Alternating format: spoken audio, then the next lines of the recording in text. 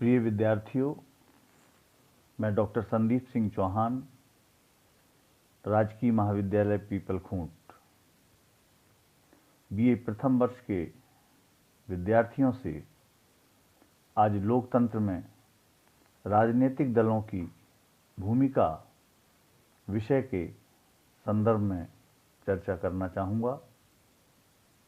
आपको विदित है कि दुनिया के अंदर जहाँ कहीं पर भी लोकतंत्र है, संसदीय लोकतंत्र है, वहाँ पर राजनीतिक दल अपरिहार्य तौर पर विराजमान हैं और लोकतंत्र को सफलतापूर्वक संचालित करने के लिए इन राजनीतिक दलों की भूमिका बहुत महत्वपूर्ण हुआ करती है। लोकतंत्र में राजनीतिक दलों की जो भूमिका है उसको हम इस प्रकार से बिंदु अनुसार व्यक्त कर सकते हैं, जिसमें जो सबसे पहली बात है कि राजनीतिक दल क्या करते हैं। चाहे ब्रिटेन के सबसे पुराने संसदीय लोकतंत्र को देख लिया जाए या अमेरिका की आज़ादी के बाद अमेरिका के लोकतंत्र को देख लिया जाए, उसमें राजनीतिक दल स्वतः ही उत्पन्न हुए हैं। भारत में भी राजनीतिक दल संविधान में उपबंधित नहीं हैं। इन राजनीतिक दलों का हमेशा विकास ही हुआ है। यह अलग बात है कि ब्रिटेन में यानी कि इंग्लैंड में तमाम दल थे, लेकिन अंततः द्विदलीय व्यवस्था वहां पर उभर कर सामने आई। एक कंजर्वेटिव पार्टी, एक लेबर पार्टी। ऐसा नहीं है कि इंग्लैंड में अन्य दल ना हों, लेकिन जनता ने इन दो दलों को ही सर्वाधिक स्वीकार किया। इसलिए आमतौर पर कहा जाता है कि वहाँ पर द्विदलीय राजनीतिक दलों की व्यवस्था है। ऐसा ही अमेरिका में हुआ कि वहाँ पर अनेक दल हैं, लेकिन रिपब्लिकन और डेमोक्रेटिक पार्टी जो है, डेमोक्रेट्स हैं, उनको ही जनता ने सर्वाधिक स्वीकार किया। इसलिए अमेरिका के बारे में भी यह कहा जाता है कि वहाँ द्विदलीय राजनीतिक व्यवस्था है। संविधान में ऐसा कोई प्रावधान नहीं है कि दो ही दल हों। भारत में भी ऐसा कोई प्रावधान नहीं है।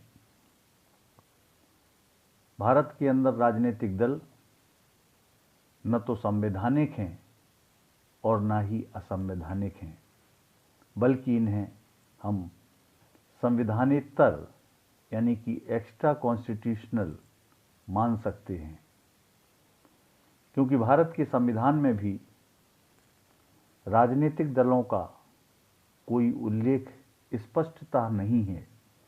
केवल संविधान का अनुच्छेद 75(3), जिसमें यह कहा गया है कि बहुमत प्राप्त दल का नेता प्रधानमंत्री होगा, वहाँ पर यह द्रष्टव्य होता है, दिखाई पड़ता है कि भारत में राजनीतिक दल भी होंगे।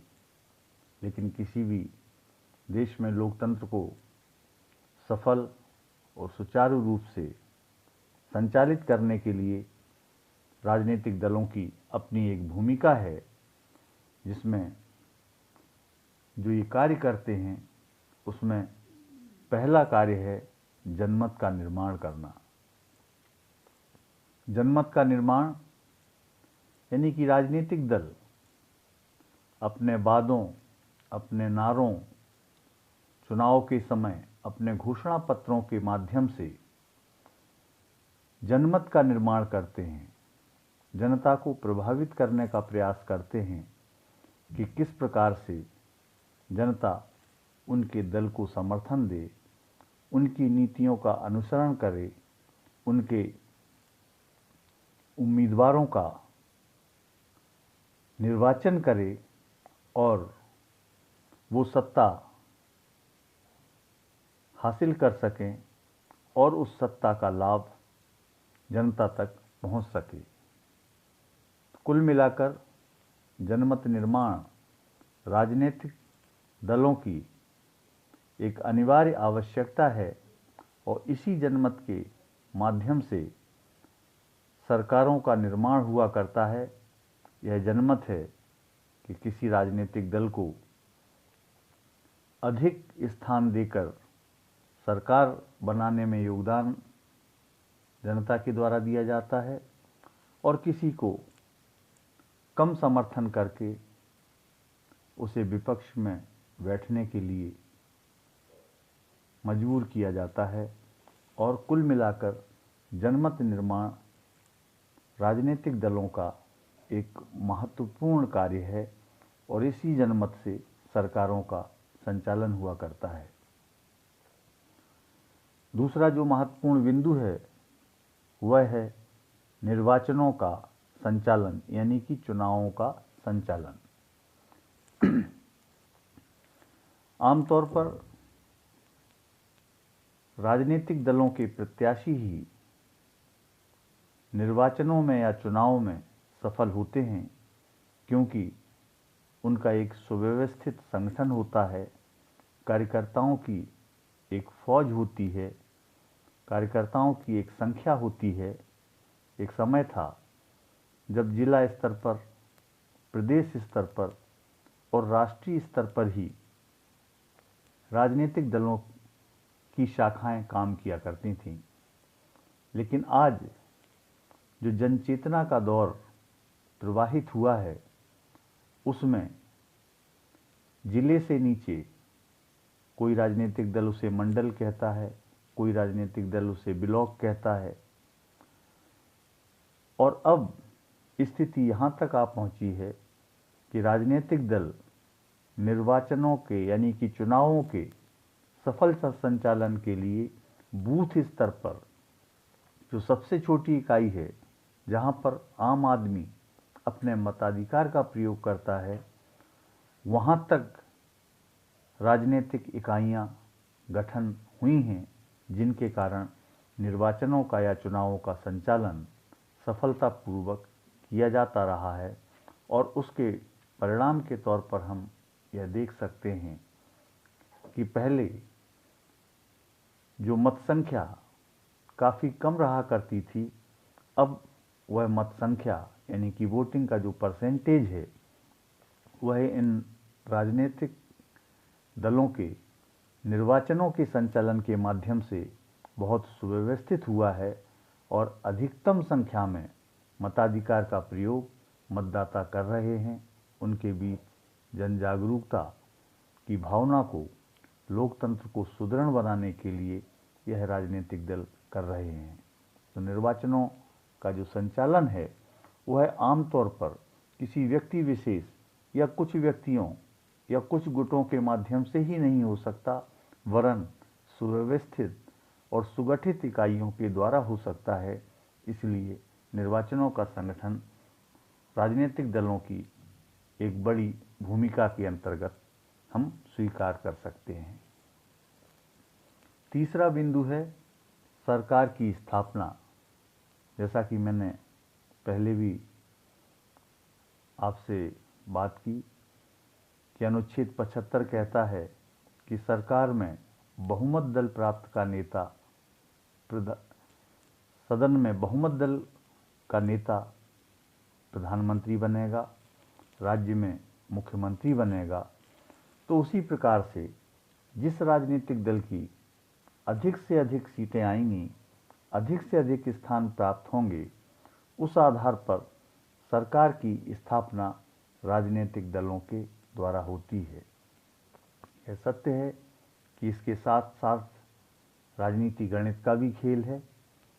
संख्या बल कम पड़ जाता है, दूसरे निर्दलीय और अन्य प्रकार के विचारधाराओं से संबंधित गुटों को शामिल करके यह राजनीतिक दल सरकार की स्थापना करने का प्रयास करते हैं और शासन को संचालित करने का प्रयास करते हैं। राजनीतिक दलों की भूमिका में चौथा महत्वपूर्ण बिंदु है शासन को मर्यादा में रखना। राजनीतिक दल अनेक हैं। किसी को राष्ट्रीय राजनीतिक दल की मान्यता है उनके वोटिंग परसेंटेज के आधार पर, कितने राज्यों में उनकी पहुंच है, उस आधार पर उन्हें राष्ट्रीय स्तर की या राज्य स्तर की राजनीतिक दल के रूप में मान्यता मिलती है।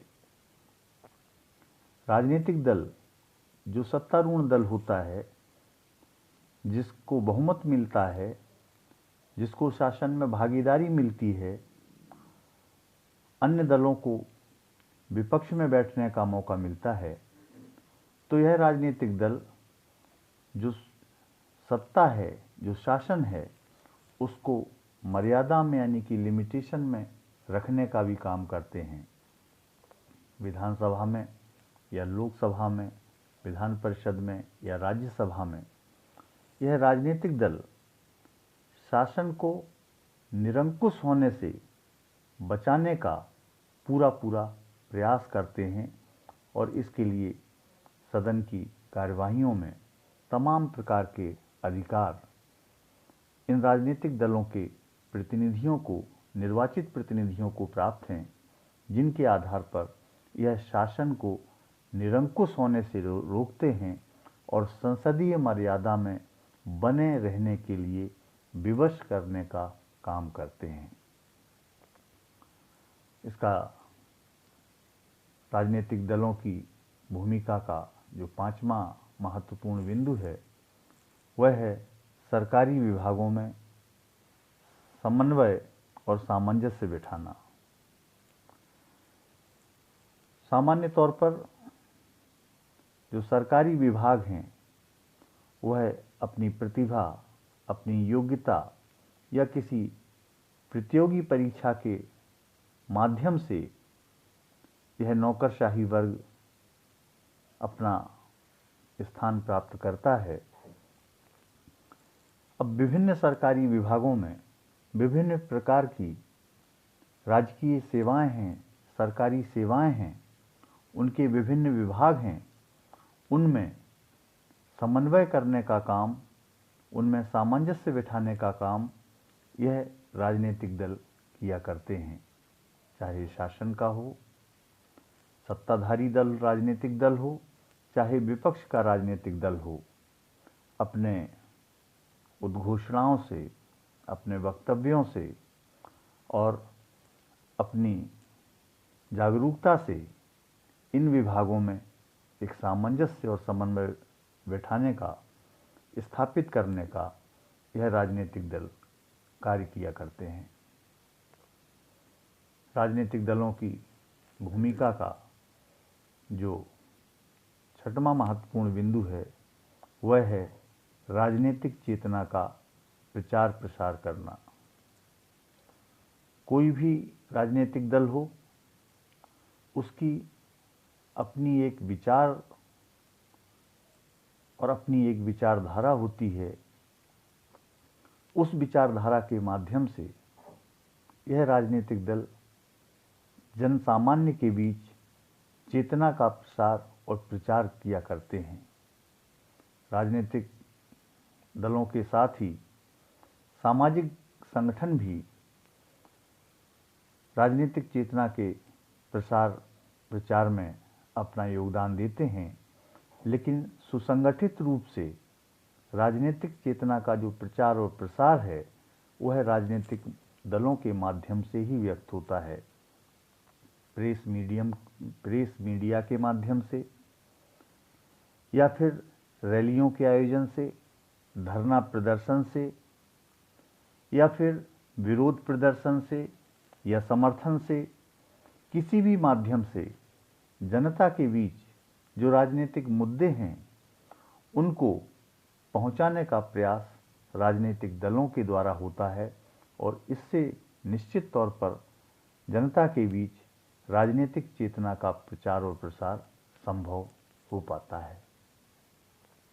राजनीतिक दलों की भूमिका के संदर्भ में सातवां जो सबसे महत्वपूर्ण बिंदु है वह है जनता और शासन के मध्य सामंजस्य। शासक और शासित के बीच एक कड़ी के रूप में राजनीतिक दल आम जनता और सरकार के बीच एक सामंजस्य बिठाने का प्रयास करते हैं।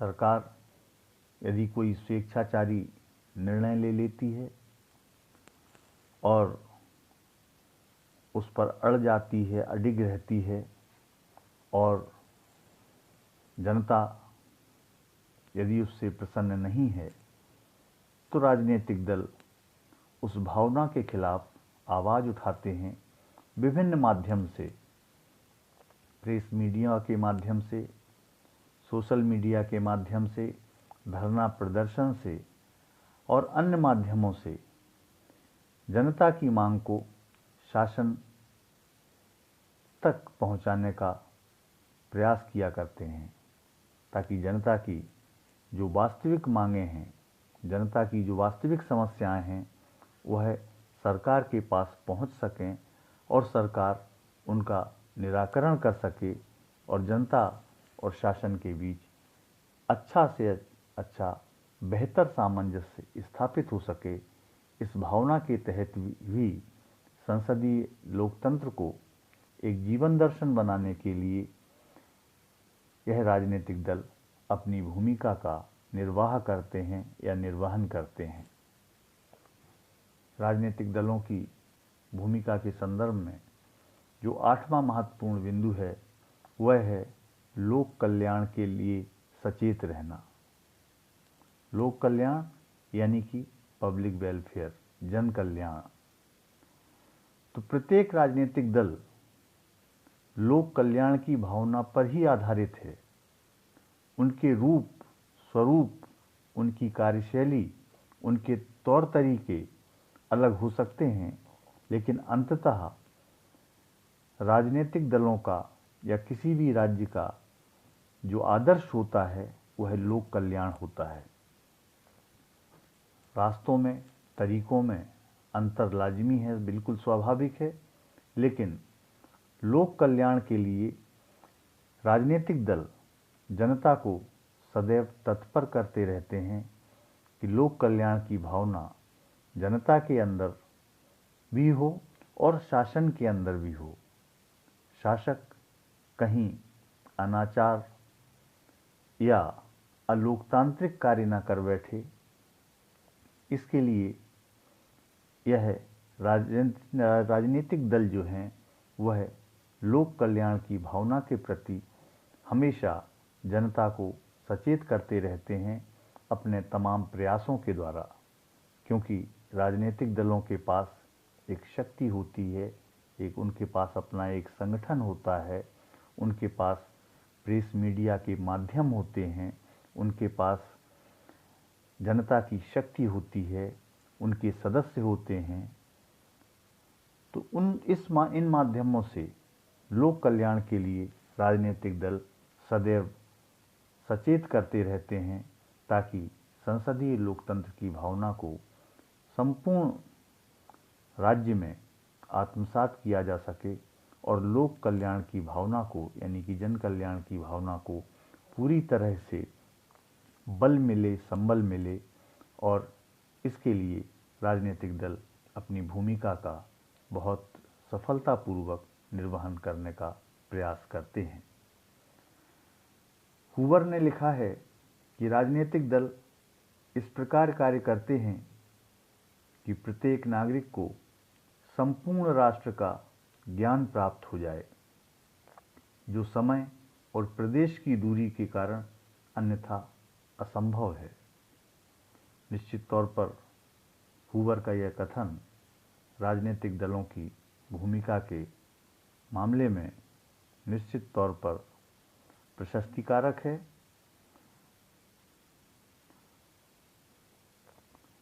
अलेक्जेंडर पोप ने राजनीतिक दलों को कुछ व्यक्तियों के लाभ के लिए बहुतों का पागलपन कहा है। ऐसी बातें अपनी अपनी निगाहों में जैसे कहते हैं कि जाकी रही भावना जैसी, प्रभु मूरत देखी तिन तैसी। तो लोगों का, विचारकों का अपना अलग अलग मत है। इसके बाद भी संसदीय लोकतंत्र के सफल संचालन के लिए राजनीतिक दल अत्यंत आवश्यक हैं। हूवर ने भी यह माना कि लोकतंत्रीय यंत्र के चालन में राजनीतिक दल तेल के तुल्य हैं, और यह आज हमें स्पष्ट तौर पर प्रतीत भी हो रहा है। चाहे भारत के तमाम राजनीतिक दल हों, चाहे ब्रिटेन के और अमेरिका के राजनीतिक दल हों, उन सब की भूमिका अपने अपने राज्यों में, अपने अपने राष्ट्रों में निश्चित तौर पर सराहनीय है। वह जनता और सरकार के बीच में एक कड़ी का काम करते हैं। संसदीय लोकतंत्र को एक जीवन दर्शन, वे ऑफ लाइफ बनाने का काम किया करते हैं। इसके लिए निश्चित तौर पर राजनीतिक दलों की भूमिका संपूर्ण विश्व में जहाँ जहाँ लोकतंत्र है वहाँ पर राजनीतिक दलों की भूमिका सराहनीय है। वह लोकतंत्र की भावना को मुखर करती है, मुखरित करती है और उसे मर्यादित बनाने का प्रयास भी किया करती है। बहुत बहुत धन्यवाद। लेकिन इससे पहले मैं आपसे अपील करना चाहूँगा कि आप हमारे किसी भी यूट्यूब पर लाइक आदि ना करें, बल्कि आप कमेंट करें, आप क्वेरी करें, आपके कुछ जो सवाल हों, आपकी जो जिज्ञासा हो, उसका समाधान हमसे कराने का प्रयास करें तो ज़्यादा उचित होगा। ये हमारा जो लेक्चर है, जो व्याख्यान है, वो मोनोलॉग की बजाय एक डायलॉग में परिवर्तित हो जाए तो ज़्यादा उत्तम होगा। शुक्रिया। नोट्स का लिंक डिस्क्रिप्शन में है। आप अपने विचार या प्रश्न कमेंट्स के माध्यम से व्यक्त कर सकते हैं। धन्यवाद।